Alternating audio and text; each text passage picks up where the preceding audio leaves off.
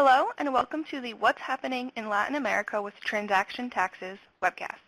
I'm Lindsay and I will be facilitating today's session. Our presenters today are Fernando Silva, Director of Brazil Partnership, and Robert Lieberman, Senior Sales Engineer. Before we begin, I'd like to make some announcements. Note the audio options available to you in your invitation. You can listen through your computer or telephone. If you prefer to use the telephone audio, please review your confirmation or the webinar login screen for dial-in details. While viewing the webcast, note the full screen button available to you in the upper right. This button toggles to a full screen view of the presentation. It provides a better view, but just note that you won't see the other pods, such as the Q&A, when you're in full screen view, but you can always toggle back and forth. We will offer a PDF of today's presentation at the conclusion of the webcast. The file is provided for future reference. Today's webcast is being recorded and we will not be opening the phone lines for questions. If you have questions during the presentation, simply enter them into the field in the Q&A pod at the bottom and press enter. Please note that we may not be able to respond to questions until the end of the presentation, or we will follow up by email at a later date. That concludes today's announcements. Let's get started. I will turn it over to today's first presenter, Fernando Silva. Thank you, Lindsay, and welcome everybody. Good morning or good afternoon, depending on which part of the globe you are. Thanks for joining us today. I'm Fernando Silva, and I'm very excited to be here talking about Latin America. Just a quick look on the main objectives of the session. We understand what's happening in Latin America and what is our main business challenges in the region, and also on the second part that will be performed by my colleague Rob Lieberman, how Vertex can support our best practice and solutions.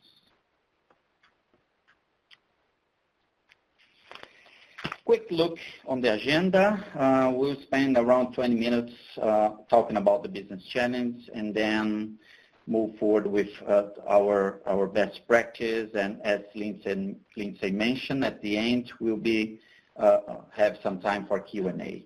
So let's get started.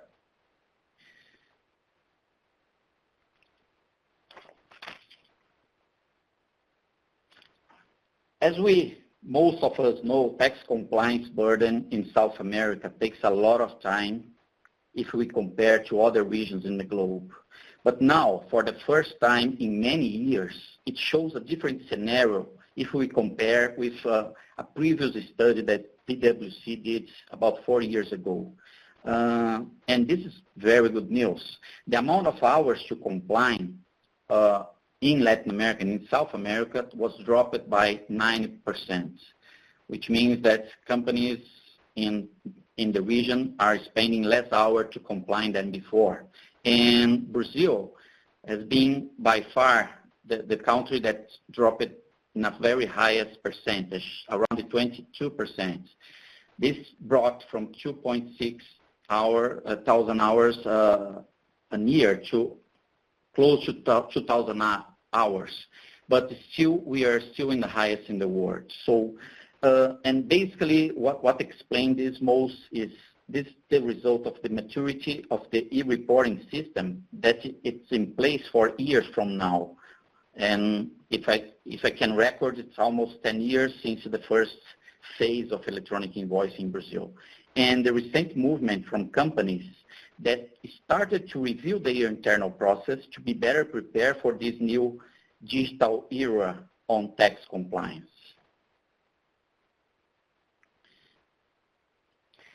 Although the previous slide shows an improvement on efficiency, region, and especially Brazil, still remains very, very challenging and complex from a compliance perspective.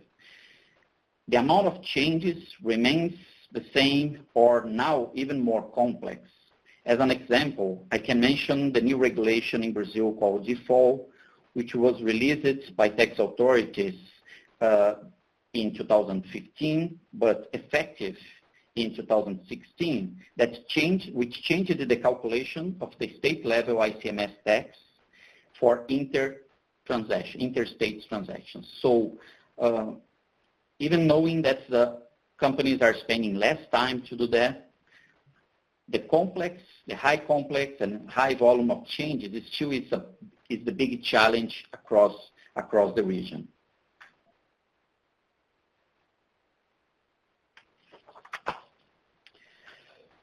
Other challenges that we face are taxation in 3 or more different administrative levels. So in case of Brazil, federal, state, and city level, and each of them in a different dynamic that requires different types of controls, different types of monitoring to ensure that companies will have the latest version, and the more up-to-date tax legislation, and companies will be able to apply this on their regular business. No unified VAT legislation in Latin America. Large amount of different types of tax and contributions. Many different withholdings and collection regimens. A lot of reports and returns. A lot of different changes. The need to have the data stored for 5 years or more, depending on the country. Countries living in a transitory phase to e-reporting projects. And tax authorities, as we've been talking in many different opportunities, has been very, very prepared to audit and monitoring everything that companies are doing nowadays. So moving forward with this presentation today, we'll check some of the new requirements coming from the government in some of the countries in Latin America. And before we start with specifically by country, let's take a look from a government perspective. Some of these governments are already facing more and more progress on this subject. We are facing tax authorities more prepared to collect, to analyze, and cross-check data that they never had the chance to cross. So data is coming from multiple sources. Data is coming from electronic invoicing report. Data is coming from the SPED reporting or for audit reporting, depending on the country you are. So now the tax authorities has more and more power to cross information and validate not only the reporting that our own companies are doing, but also crossing with our suppliers and our customers. This means that they have a huge database of information, and they are getting more and more effective on their audit mission. As a result of this increase on productivity, some of the pioneer countries are facing this changing in numbers. As said, in Mexico, for example, the SAT, the Mexican Tax Authority, just announced their results on VAT collection. And for 2015, they did not close the 16 yet, but the 15, they had the chance to increase by up to 27% comparing to 2014. And for 16, they are expecting another 13% increase comparing to 2015. So it's just a simple example and on how they are collecting and how they are measuring their performance when we talk about tax compliance in Latin America.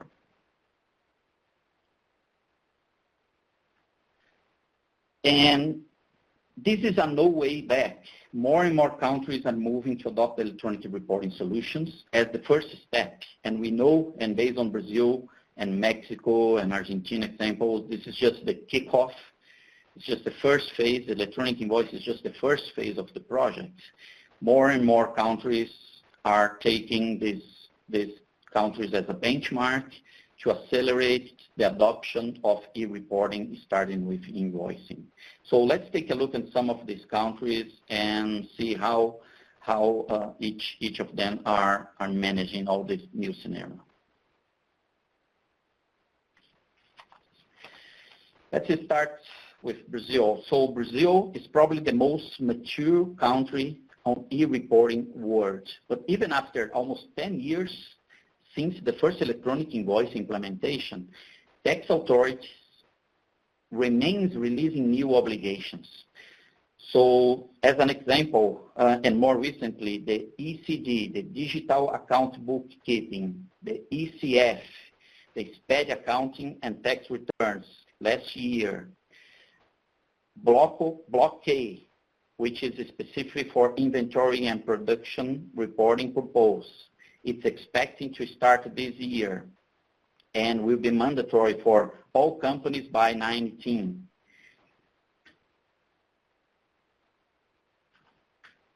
The service invoicing is moving forward along the year.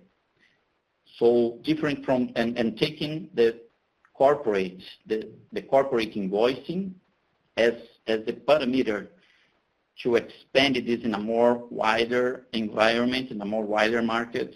So it's being used as an example, and this will standardize all the communication between any type of contributor with the tax authorities. The e-social HR data expecting for next year. The e-finance as part of the SPED, a new requirement to provide information about banking transactions for individuals and legal entities has been discussed, and the tax authorities is moving fast with this. So those are just a few examples that even after 10 years of the kickoff of the SPED project in Brazil, tax authorities keep releasing new and new requirements and making more and more obligations to our companies. So it didn't finish yet, more is to come. And as we mentioned before, other countries are using Brazil and Mexico as a benchmark for their internal projects. Mexico. Mexico has been with Brazil one of the protagonists on leads and improve the tax compliance requirements. And 2017, this year, looks to be key to consolidate all the major changes proposed by the Mexican tax authorities, by SAT, that will affect directly companies in the country. As mentioned before, SAT had announced the increase of their collections even before to implement other models such as e-accounting or e-audit. So just with the electronic invoicing part of the project, Mexico is showing very strong results.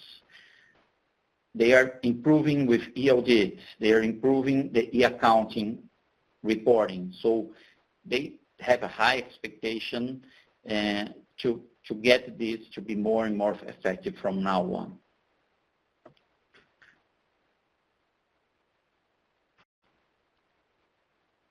Colombia has the same movements from the lead countries who started from electronic invoice implementation.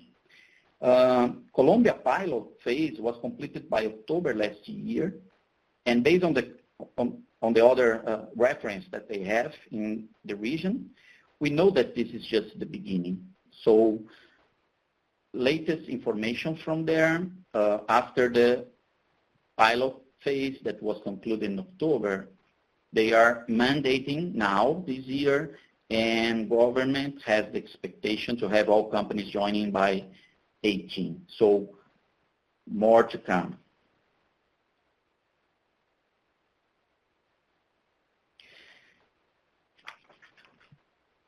Very quick, just a few more about Latin America countries.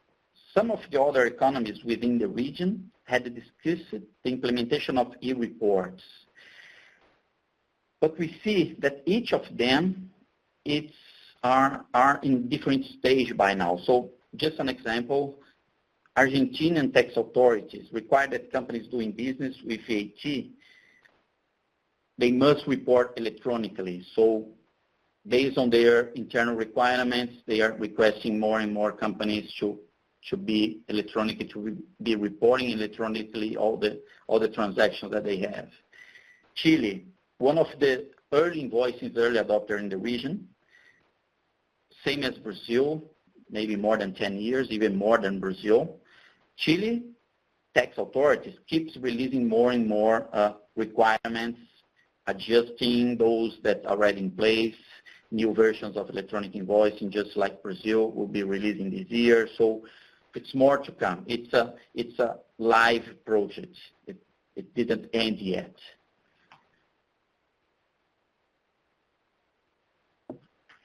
Peru, one of the newest countries to introduce invoicing. And we all know, I've already mentioned here, invoice is the foundation for any e-reporting or e-audit project. It's the foundation. It's where the data starts in a single buy or sell transaction. So Peru, it's one of the newest countries to introduce invoicing. Uruguay has been reviewing and introduced a more structured approach to mandate invoicing. So Uruguay, another country moving forward with the first phase of the e-reporting solution. Ecuador, same thing, moving forward on the first step and expecting that this data will help them to implement the next phases of e-accounting or e-reports. And when we think about countries individually, and I've been focused on this in separate country by country, it's important to mention that while the adoption of invoicing is still work in progress in different countries, some of them, and I'm being more specifically led by Argentina, Brazil, and Mexico as the first three, are discussing the adoption of a standardized model that will allow countries to have the same visibility of cross-border transactions. This means that until now, each country has been discussing your own needs, your own requirements, your own set of data. But from now on, countries started to get together, taking the best practice and trying to standardize in a model that will be easy to implement and will provide more visibility to any of them that will use the same standards. So it's more to come. It's a trend, no way back way, and it's important for companies to take a look and review internally how you can fast and better adapt to this new digital era on your relation with the tax authorities across when you do business in Latin America. So from now, let's explore how Vertex can support all this complexity across the region. So I'm gonna switch to Rob. Rob. Sure. Thank you, Fernando. So this is Rob Lieberman, and good morning or good afternoon to everybody. And just to add a little bit of commentary about what Fernando just discussed, our clients and folks doing business in Latin America have expressed concern about the government's grabbing so much data from them. So what will happen, and eventually what can happen here, is that the governments can do an audit just simply on the data that has been provided to them as part of the electronic invoicing and the SPED requirements across countries. A question just popped up here. Is this electronic invoicing spreading across the world? And the answer is yes. Brazil really started as the model for this. China obviously does this as well through the golden tax system, which is actually a little physical box that you have to put invoices in to go to the government website. And other countries around the world are looking at this as well, just as a way to increase revenue. Similarly, country-by-country reporting, which is starting around the globe for multinational corporations, also is seeking this type of information. So our clients have been asking us, how can Vertex handle this? Is it the Vertex O-Series from calculation perspective? Is it Vertex Enterprise? So we're going to just look at some of the business challenges that these companies have faced and the goals, quite frankly, of why they're looking to automate. We have clients doing business all in Latin America, and it's not uncommon to see tax departments just in Brazil alone to be 25 people.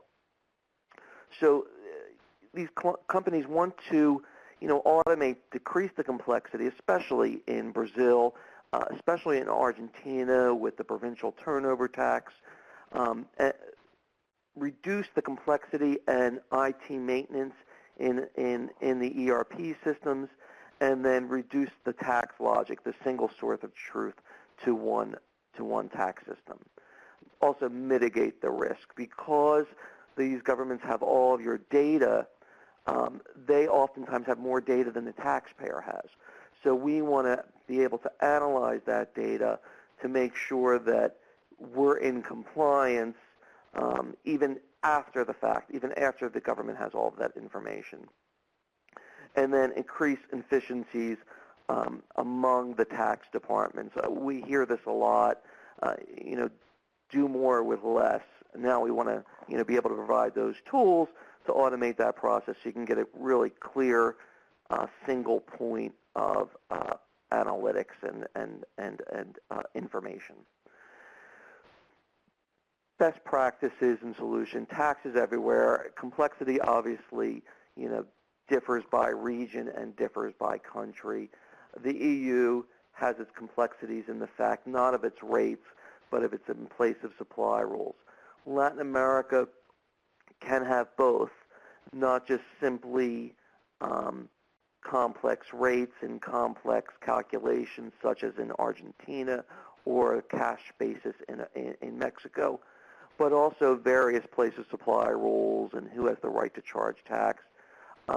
As Brazil is moving into this from an origin-based tax at the state level to a destination-based tax over the next 5-6 years, they call that default, and the ability to charge or apportion 80% to one region, 20% to a different state, and that then year 2 it will go 60-40, et cetera. So just need to be cognizant of all those things, and tax always needs to be brought into the table early. A lot of times in Latin America as well, tax is actually driving this process. We're seeing it because of the electronic invoicing requirements of all this country, and that's not limited just to indirect. That also spans direct tax as well. So it's not just the VAT or the ICMS, but also the income tax. So we're seeing it, for all across the tax types. And importantly, when we're doing business outside of the U.S., it's the question becomes, how do you handle all that data? Because from a compliance perspective, a returns perspective, unlike the U.S., for VAT, you need line item by line item data to comply with the returns. So in order to do that, and we've talked a little bit about this, the business drivers around that are operational efficiency, risk management we talked about, business enablement, and this is really the key, giving tax all of that information up front in a easy way to get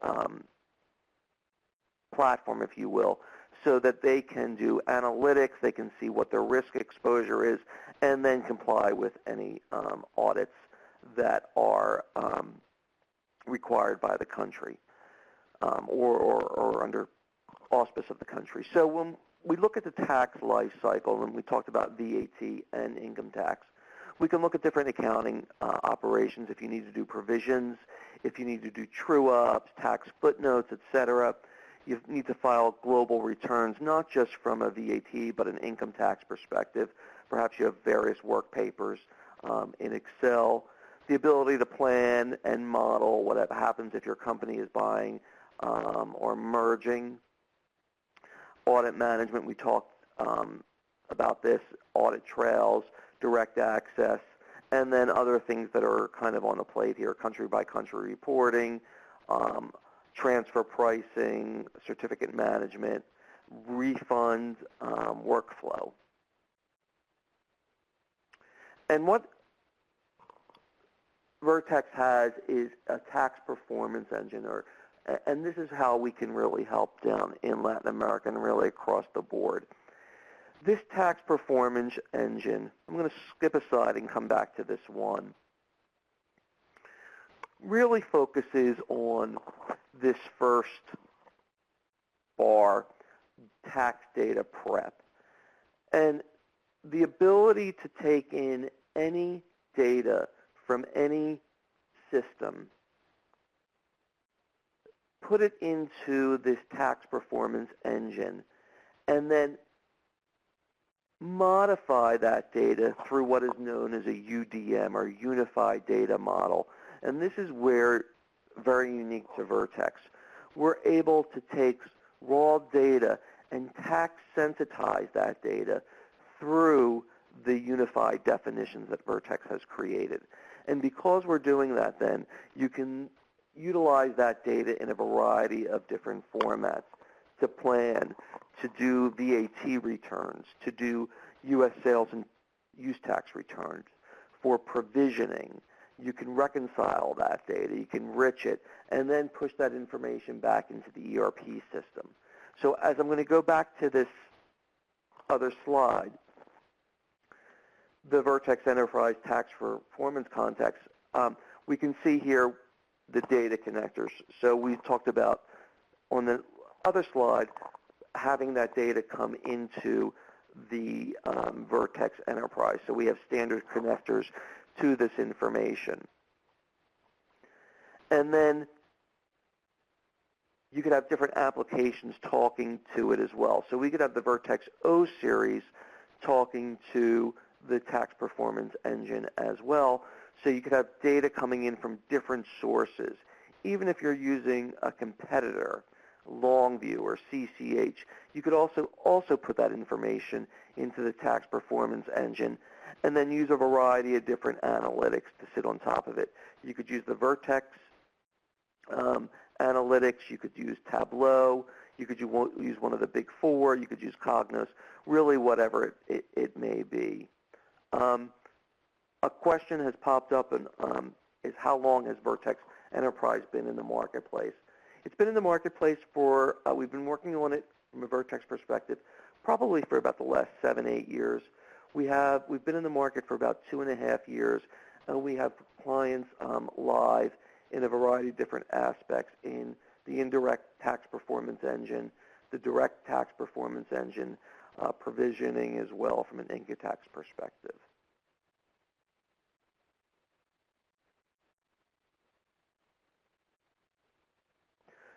So despite all of the complexity in Latin America and really around the world, the region, especially in Latin America, it's starting to get to this point where it's becoming mature. So what I mean by that is, from a Vertex perspective, we've seen an uptick in clients seeking automated solutions in Brazil for about the last three to 4 years. And this, every year, it's more and more. Now what we're seeing as well is not just they want the calculation methodology, but they also really are concerned about all of this electronic filing across the world. It's really quite complex and what these countries are asking for, and it's really encompassing. And clients don't understand what their audit exposure is. They have a very difficult time getting to all of that data, and therefore are getting audited and getting huge fines and penalties. there's a huge opportunity, obviously, in this area for improvement, and we're definitely have solutions. Vertex definitely has solutions in the market to help not only with the calculation, but the electronic invoicing as well. We also have extensive relationships with our partners in Latin America. So by region, if you're doing business in Colombia, Mexico, Peru, Ecuador, Brazil, Argentina, if you're doing one or multiples, and that's just an example, Vertex has coverage as well as the partnerships in place to fully support that. So with that being said, we're going to turn it back over to Lindsay and give you some time back this morning. So thank you. Thank you, Rob. This concludes today's webcast presentation. We have gathered all of your questions, and any we did not get a chance to answer will be followed up by email individually. As a final thank you for participating, we are providing a PDF of today's presentation available for download, which you should see on the screen now. On behalf of Vertex and the presenters today, I want to thank you for your participation. Thank you and enjoy the rest of your day.